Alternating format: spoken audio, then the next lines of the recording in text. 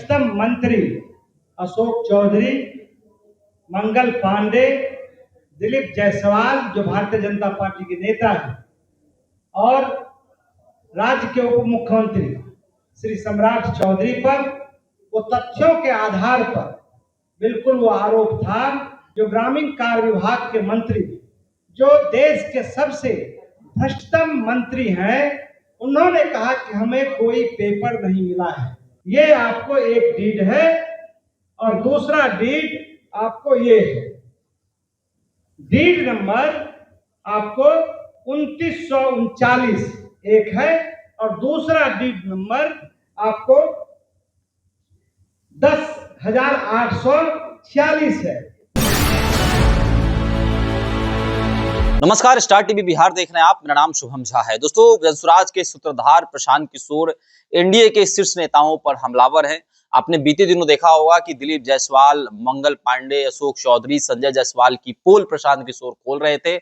इसी कड़ी में आज जनसुराज के नेताओं ने अशोक चौधरी को लेकर एक नया खुलासा किया है। देखिए, जनसुराज के नेता कह रहे थे कि हमने जब 200 करोड़ के घोटाले का जिक्र जब किया कि 200 करोड़ का जमीन जो है अशोक चौधरी ने खरीदा है, उस पर अशोक चौधरी ने सवाल किया कि आखिर दस्तावेज कहाँ हैं।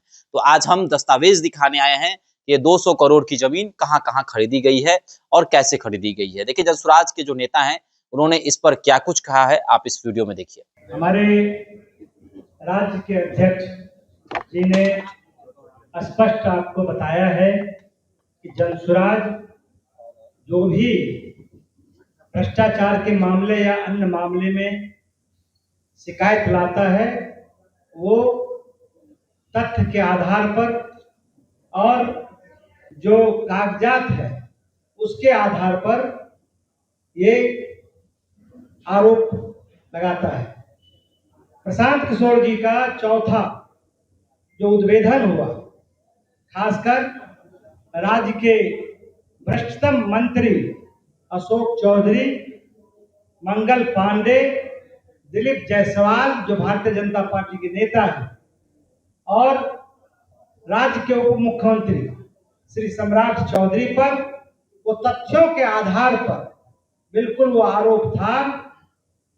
जब प्रशांत जी ने इस बात की चर्चा की और पब्लिक जनता को बताने का काम किया, तो लगातार उसके बाद से ये कहा जा रहा था कि जनसुराज और उसके सूत्रधार प्रशांत किशोर जी बगैर तथ्यों का, खास करके जो ग्रामीण कार्य विभाग के मंत्री, जो देश के सबसे भ्रष्टतम मंत्री हैं, उन्होंने कहा कि हमें कोई पेपर नहीं मिला है।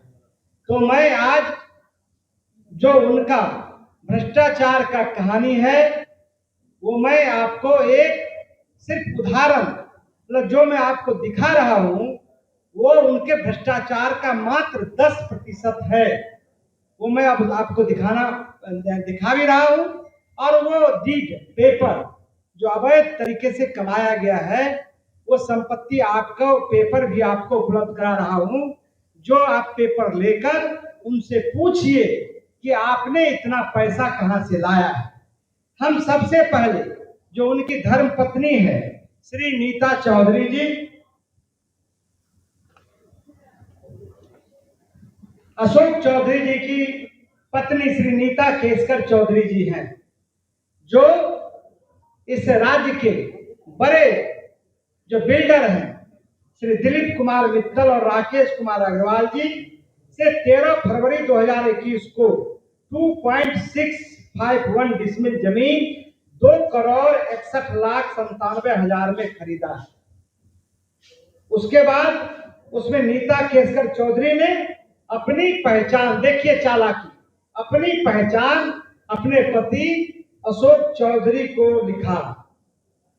दूसरा जो डीड है, नीता केसकर चौधरी ने जो दूसरा संपत्ति खरीदा, पहला संपत्ति 2,61,97,000, दूसरा जो संपत्ति खरीदा है नीता केसकर चौधरी ने उसी दिलीप कुमार मित्तल और राकेश कुमार अग्रवाल से 20 जुलाई 2022 को 2.09 डिसमिल जमीन 3,42,34,000 में रजिस्ट्री कराई है, जिसमें उन्होंने अपने पति अशोक चौधरी का नाम छिपा लिया और अपना पहचान पिता श्री गोपाल राव केसकर और उनके दुर्गा मेरीन ड्राइव गुजरा का पता दिया है। आप समझ सकते हैं कि ये कुल संपत्ति 6.08 करोड़ का है और उसमें 10% रजिस्ट्री शुल्क लगा है। मतलब कुल मिला के ये 7 करोड़ का संपत्ति है।